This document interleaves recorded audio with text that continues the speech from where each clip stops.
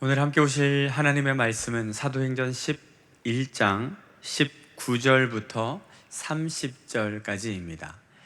사도행전 11장 19절부터 30절까지의 설교 본문 중에 오늘 19절부터 21절까지 말씀을 저와 여러분이 한 절씩 번갈아 가면서 읽고요.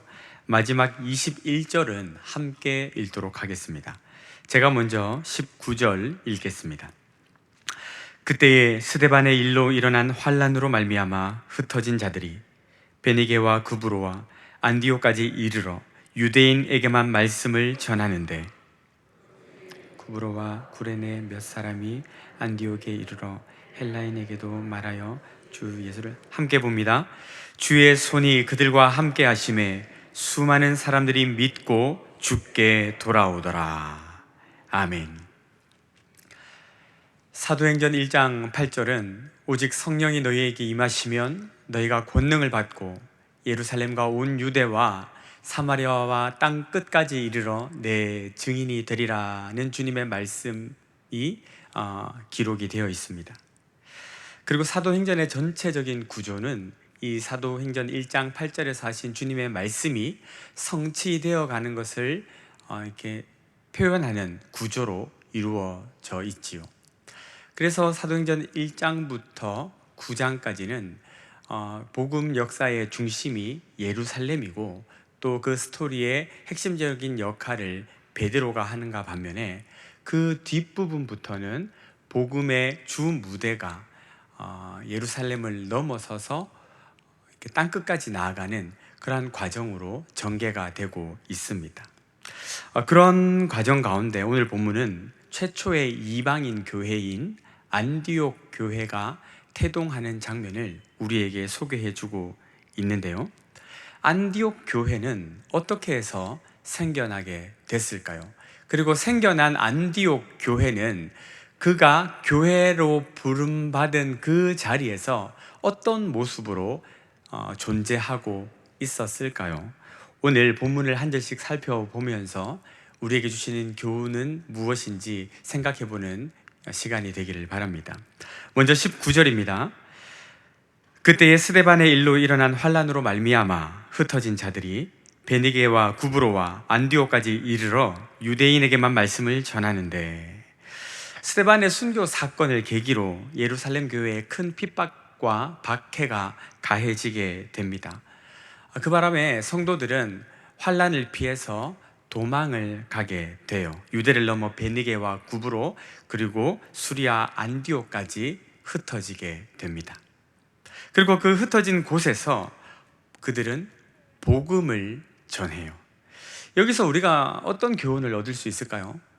너무 뻔한 이야기 같지만 어떤 상황에서도 우리는 복음을 전하는 삶을 살아가야 된다라는 교훈 아니겠습니까?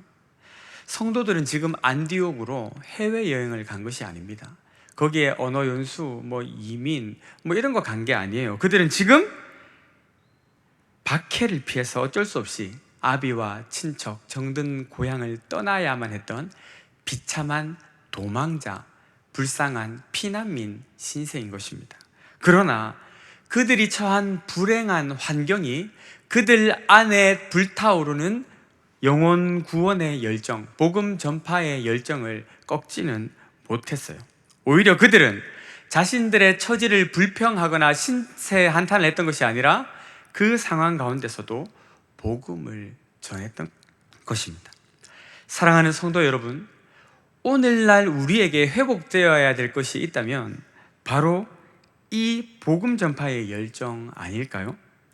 오늘날 기독교는 복음 종교에서 점점 문화적 기독교로 변질되어 가고 있습니다.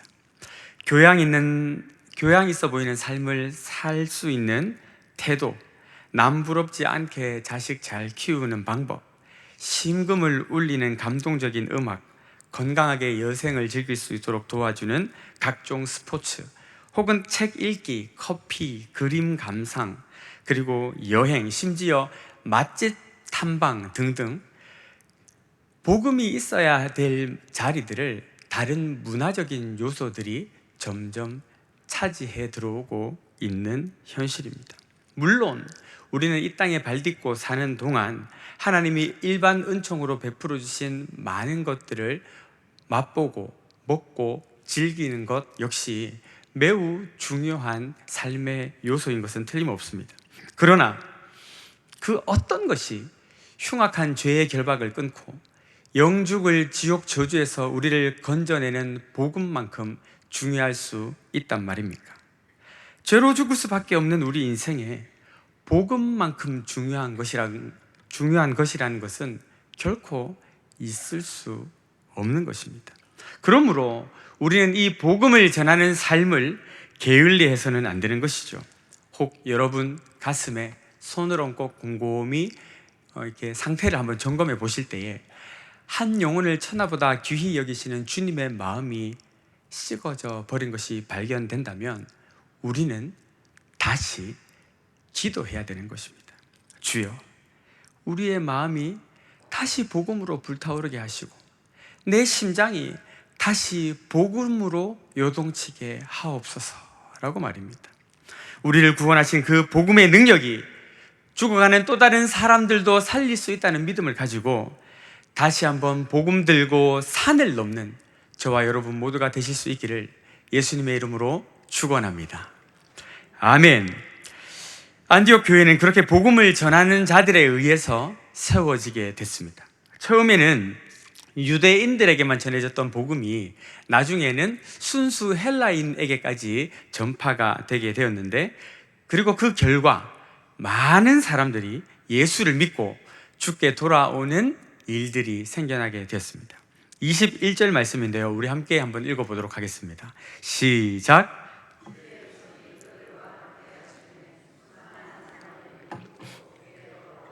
아멘. 여기서 우리는 무엇을 깨달을 수 있는가? 바로 주의 손이 함께 하셔야 복음의 역사가 나타나고 복음의 열매가 맺힌다라는 사실을 깨닫게 됩니다. 여기서 손, 주의 손 할 때 손이라고 번역된 헬라어 케이르는요, 떠받치다, 보전하다라는 의미를 가지고 있어요.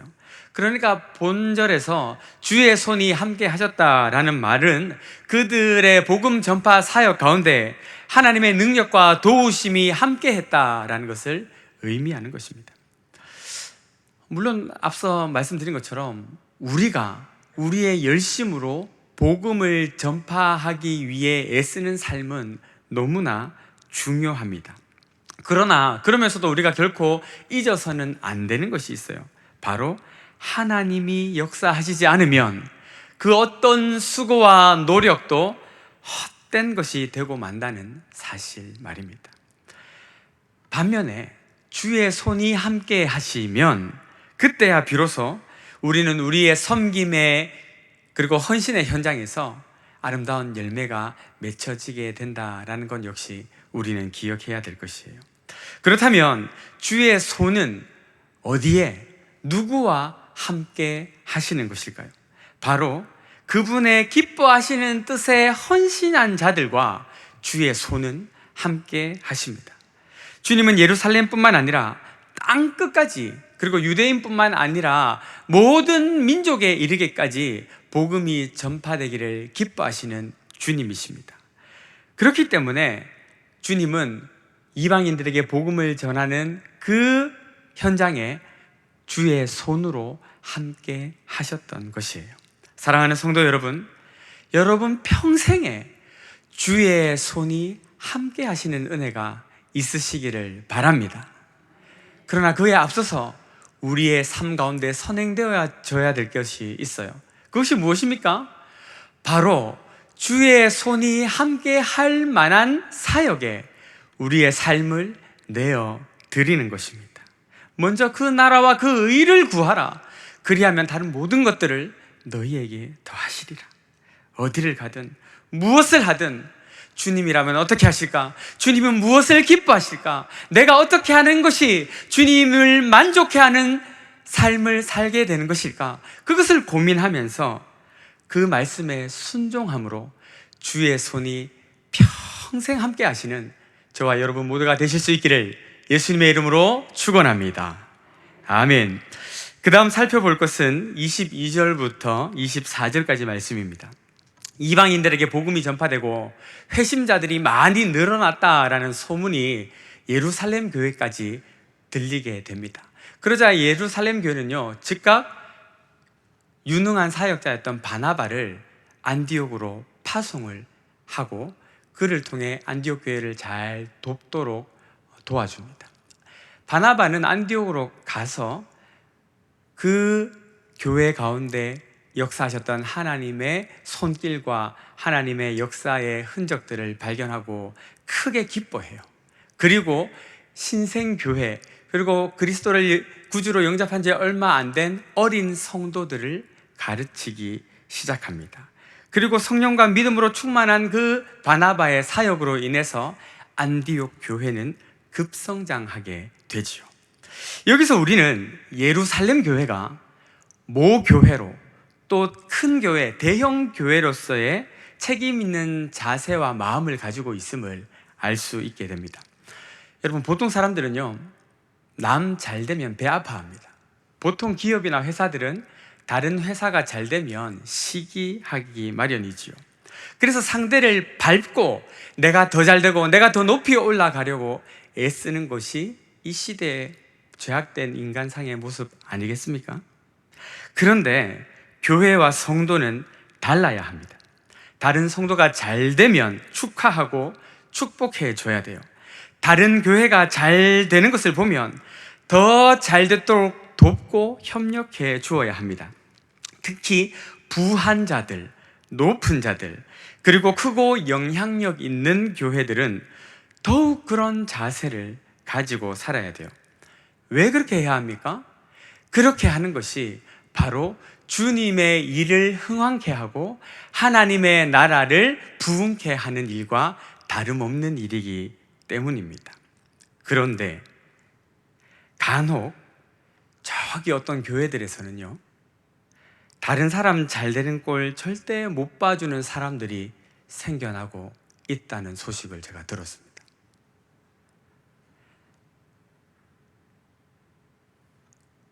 이런 사람들의 마음에는 부서 이기주의, 그리고 다른 사역자들을 향한 시기와 질투심이라는 것이 발동을 하게 되는 것이죠.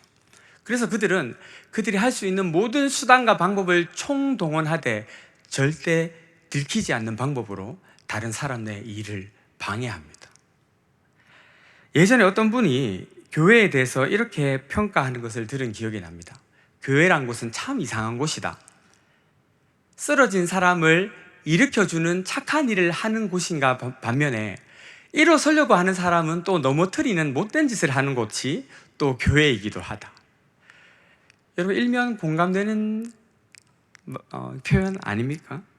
넘어진 사람 일으켜주는 좋은 일도 하는가 반면에 또 일어서려고 하는 사람 넘어뜨리려고 하는 모습 역시 나타날 수 있다는 것이죠. 그러나 그렇게 해서는 안 되죠. 왜냐하면 그런 일은 결국 하나님 나라에 손해를 끼치는 일이기 때문입니다. 우리 교회는 국내외 여러 교회들을 돕고 있습니다.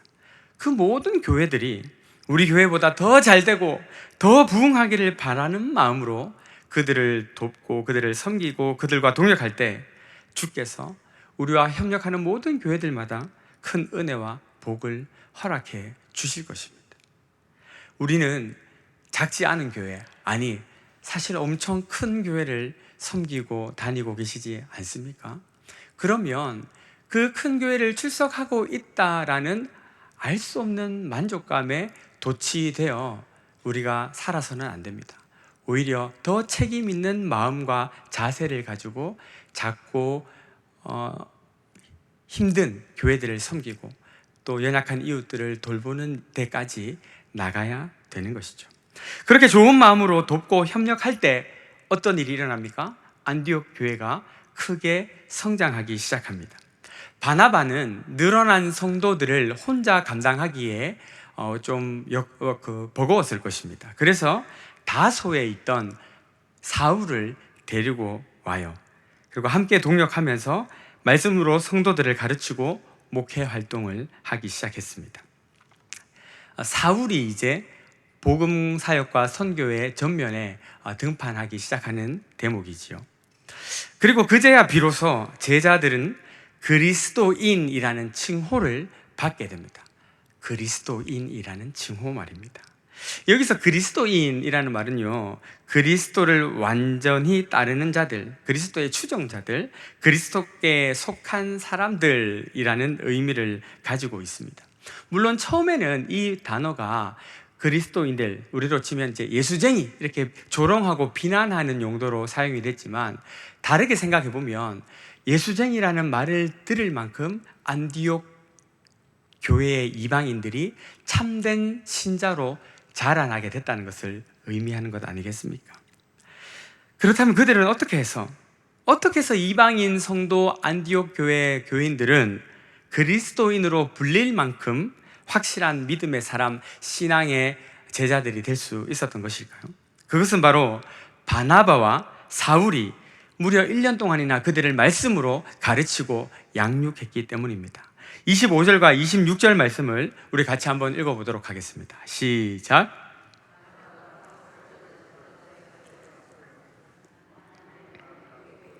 와서 둘이 교회에 1년간 모여 있어 큰 무리를 가르쳤고, 제자들이 안디옥에서 비로소 그리스도인이라 일컬음을 받게 되었더라.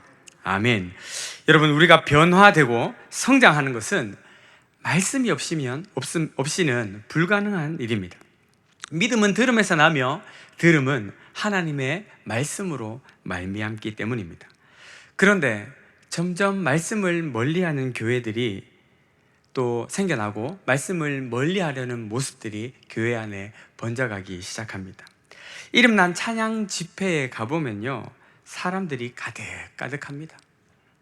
그리고 예전만큼은 아니지만 기도원에 올라가 보면 아직도 제법 많은 사람들이 산 골짜기 구석구석을 채우며 부르짖어 기도하고 있습니다. 그러나 정작 성경을 가르치고 배우는 곳에는 사람들의 발걸음이 계속 줄어들고 있어요. 지금 성경 펴놓고 가르치면 제일 많이 몰리는 데가 어딘지 아십니까? 신천지예요, 신천지. 제가 몇 해 전에 청년들을 데리고 우리나라에서 아주 유명한 찬양 집회에 서울에 데리고 간 적이 있습니다. 청년들이 막 수없이 빽빽하게 모였어요. 열광적으로 찬양하고 벌쩍벌쩍 뛰는데 얼마나 뜨겁고 은혜가 되는지 몰라요. 그런데 놀라운 사실, 찬양이 끝나고 목사님이 나와서 설교를 시작하니까 그때부터 이렇게 주무시기 시작하는 청년들이 생겨났습니다. 근데 심지어 코를 막 골아요. 코를 막 골아요. 그런데 더 놀라운 사실이 있습니다. 뭐냐면 설교가 끝나고 찬양이 다시 시작되니까 다시 깨가지고 또 뜨겁게 막 찬양을 하는 거예요. 이들의 뜨거움의 근원은 어디인가 궁금하더라고요. 우리가 어떤 종교적인 감정, 은혜라고 부를 수도 있고 뭐라고 부를 수도 있지만, 은혜라는 그 종교적 감정을 누리며 사는 것, 체험하는 것, 중요한 또 신앙의 요소 중에 하나인 것은 틀림없습니다. 하지만 우리는 우리 삶에 나타나는 그 어떤 것이든 성경 말씀을 통해서 분별하고 또 지지와 동의를 받으며 살아가야 되지 않겠습니까? 말씀이 없으면 자라나지 않아요. 시간이 흐르고 교회를 다닌 세월이 길어지면서 기독교라는 종교에 익숙한 종교인은 양산해낼 수 있을지 몰라도 그리스도인, 그리스도의 군사, 그리스도의 추종자, 그리스도께 속한 자라는 칭호를 진실한 마음으로 듣기에는 힘들 것입니다. 그것은 오로지 말씀으로만 가능한 것이기 때문이에요. 마지막으로 살펴볼 27절에서 30절까지는요, 이스라엘 전역에 큰 흉년이 들었을 때 안디옥 교회가 구제 헌금을 모아가지고 예루살렘 교회를 도와주는 그런 장면이 소개되고 있습니다. 안디옥 성도들이 말씀을 통해서 믿음이 성장해 갔는데 그 성숙은 어떻게 나타났느냐? 자기 지갑을 열고 힘들고 어려운 처지에 빠진 교회와 이웃을 돕는 모습으로 나타나더라, 이것입니다. 특별히 29절과 30절에 보면 안디옥 성도들은 유대에 있는 형제들을 돕기 위해서 각각 그 힘대로 작정하고 실행했다라고 기록하고 있어요. 여기서 우리는 참된 신앙은 마음만 먹고 끝나는 것이 아니라 실행, 즉 순종하는 데까지 나아가야 된다는 것을 알 수가 있습니다. 여러분, 돈이 얼마나 강력한 힘을 가졌는지를 이미 우리가 너무 잘 알고 있지 않습니까? 오죽 그 힘이 강하면 성경은 곳곳에서 돈을 때로는 신으로, 심지어 하나님과 비교할 만큼 강력한 힘을 가진 존재로 묘사하고 있기도 할 정도니 말입니다. 그런데 신앙이 자라나니까, 말씀을 통해서 그들의 추구하는 방향이 달라지니까 어떻게 됐다고 합니까? 돈을 섬기는 것이 아니라 돈으로 다른 사람을 섬기는 존재로 변화가 되더라, 이것이죠. 여러분, 지금까지 우리는 안디옥 교회가 복음으로 세워지고 말씀으로 변화되고 사랑을 실천하는 모습으로 성장해 온 것을 살펴보았습니다. 그런데 이러한 안디옥 교회의 변화와 성장의 모습은요, 비록 그 비단 안디옥 교회만의 모습은 아닐 것입니다. 우리 내일 교회도 동일한 모습이 있지 않습니까? 오늘은 우리 교회가 설립된 지 48주년을 기념하는 주일입니다. 한 교회가 이 땅에 세워지고 반세기 가까운 세월을 지내오는 동안 이렇게 아름답게 성장해 온 것은 정말 아무리 생각해도 감사할 일이요, 또 놀라운 은혜라고밖에 표현할 수가 없는 일이지요. 사실 오늘날 이 교회를 오시는 대부분의 성도님들은 이미 크고 웅장하게 잘 지어진 교회에 와서 여러 가지 혜택들을 누리며 신앙생활을 하시는 겁니다. 하지만 교회 설립 초기, 그리고 성장 초기의 신앙의 선배들의 삶은 그리 만만한 것이 아니었을 거예요. 오늘 주보 사면에 보니까 한 원로 장로님의 인터뷰 내용이 실려 있는데 그 중에 이런 내용이 있더군요. 우리 교회는 큰 부자도 없이 힘들게 살아가는 성도들이 대부분이었다.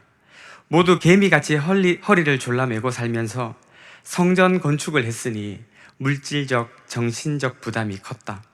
건축을 위해 살고 있던 아파트를 팔거나 집을 사려고 모은 돈을 바치는 일이 있었다. 출근 때 타고 다니려고 오토바이를 사기 위해 모았던 돈, 결혼 예물, 심지어 갯돈을 들인 분들도 계셨다. 또 이런 내용도 있더군요. 개척 시기에는 노회로부터 보조를 받아야 할 만큼 힘들었는데 지금은 큰 교회로 성장해서 많은 약한 교회와 기관들을 섬길 수 있게 된 것 정말 감사한 일이다.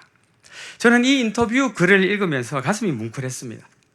그리고 좁은 지면에 다 실지 못한 우리 교회 신앙 선배들의 수고와 헌신, 땀과 눈물의 이야기들이 또 얼마나 많이 있을까 생각을 해보기도 했습니다.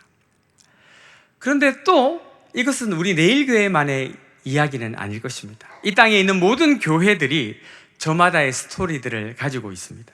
그리고 그 이야기의 중심에는 복음이신 우리 주님이 계십니다.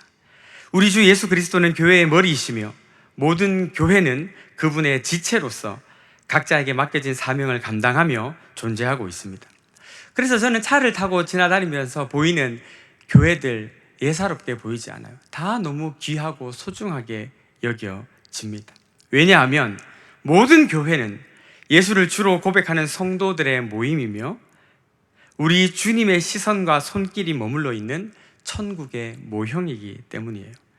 우리 교회처럼 수천 명이 모이는 크고 웅장한 교회에만 주님의 관심이 있는 것이 아닙니다.